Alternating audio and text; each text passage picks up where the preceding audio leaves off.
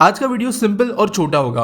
As of now India में daily basis पर 34 kilometre road बन रहे हैं और ये अब तक के लिए हमारे देश का ऑल टाइम हाई है। यहाँ पर कंक्रीट और असफाल्ट या जिसे डांबर के नाम से भी जाना जाता है, इन दोनों मटेरियल्स का इस्तेमाल करते हुए रोड्स बन रहे हैं। और कब कौन सा वाला मटेरियल इस्तेमाल किया जाता है और इन दोनों मटेरियल्स के बीच में फ़र्क क्या होता है, इस चीज़ के बारे में आज हम समझेंगे।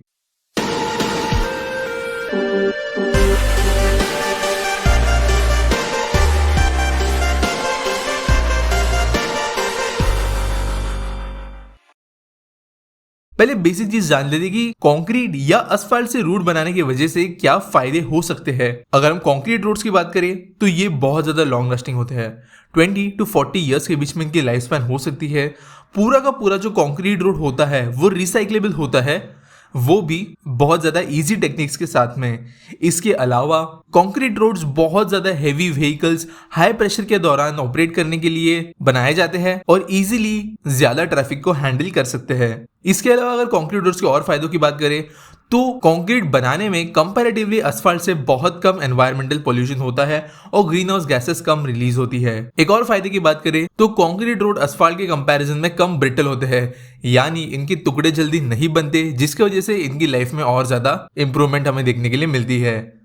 अब बात करें असफाल्ट रोड के कुछ फायदे के बारे में तो सबसे मेनली ये सस्ता होता है कंक्रीट रोड के कंपैरिजन में। दूसरी बात, यहाँ पर गाड़ियां ज्यादा शांति से चलती है और ज्यादा स्मूथली चलती है, बेहतर ग्रिप पे प्रोवाइड करते हैं अगर हम कंक्रीट रोड से कंपेयर करें तो। इसके अलावा इन्हें रिपेयर करना बहुत ज्यादा ईजी होता है। अब इसके अलावा बात करें डिसएडवांटेजेस की तो कंक्रीट रोड जो होते हैं वो रिपेयर करने के लिए काफी ज्यादा मुश्किल होते हैं। वो वैसे जल्दी खराब होते नहीं है, लेकिन अगर प्रॉपर रिपेयरिंग कंक्रीट रोड में करने की जरूरत पड़ी तो पूरे के पूरे सेक्शंस चेंज करने पड़ते हैं, जो ज़्यादा महंगा है, ज़्यादा टाइम लेता है और ज़्यादा डिस्टर्बेंस क्रिएट करता है। इसके अलावा कंक्रीट रोड्स के अंदर एक बहुत बड़ी समस्या ऐसी है कि उनका टेक्सचर डिटोरिएट होता है। मे बी इनिशियली एक अच्छे टेक्सचर के साथ में इस रोड को बनाया जाए, बट बाय टाइम जैसे इसका इरोजन होता है तो इसका टेक्सचर खराब हो जाता है। इसमें गड्ढे नहीं पड़ते, लेकिन टेक्सचर खराब हो जाने की वजह से राइड जो है वो स्मूथली नहीं मिल पाती।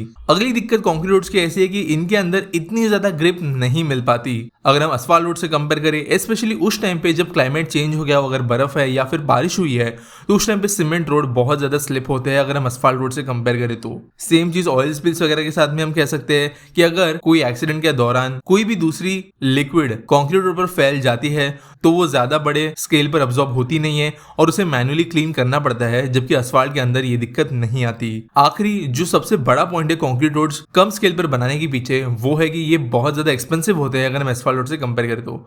वैसे कई सारे एनालिसिस ऐसे निकल कर आए हैं कि जितना लंबा लाइफ स्पैन कंक्रीट रोड का होता है उतने में जितने असफाल्ट रोड बनाने पड़ते हैं, तो कई बार कंक्रीट रोड ही सस्ता पड़ता है लॉन्ग टर्म में, लेकिन इनिशियल कॉस्ट इस रोड की बनाने में बहुत ज्यादा एक्सपेंसिव होती है। अब बात करें असफाल्ट रोड के बारे में तो सबसे मेन बात, इसके लिए जो मटेरियल्स की जरूरत पड़ती है वो रिसाइक्लेबल तो होते हैं, लेकिन जो फ्रेश मटेरियल होता है उसे बनाते समय बहुत बहुत बड़े स्केल पर बहुत ज़्यादा harmful green house gases release होती है, जिसकी वजह से ये बहुत कम एनवायरमेंटली फ्रेंडली है, स्पेशली अगर हम कंक्रीट से कंपेयर करें तो। अगली बात जो हम सब जानते हैं असफाल्ट रोड्स के बारे में वो ये है कि इनकी लाइफ स्पैन बहुत छोटी हो, बहुत ज़्यादा मेंटेनेंस इन रोड्स को लगता है और साथ साथ ये डैमेज होने के लिए भी काफ़ी ज़्यादा ईजी होती है। तो बात कर रहे थे कि कौन से रोड को कहाँ पर बनाया जाता है जहां पर हेवी ट्रैफिक हो, बहुत ज्यादा ट्रक्स बहुत लंबे समय तक भी चल रहे हो, कंजेस्टेड सेक्शंस हो और साथ साथ कुछ ऐसे सेक्शंस हो जिन पर क्लोजर रखना बिल्कुल भी पॉसिबल नहीं रहेगा और वहां पर हमेशा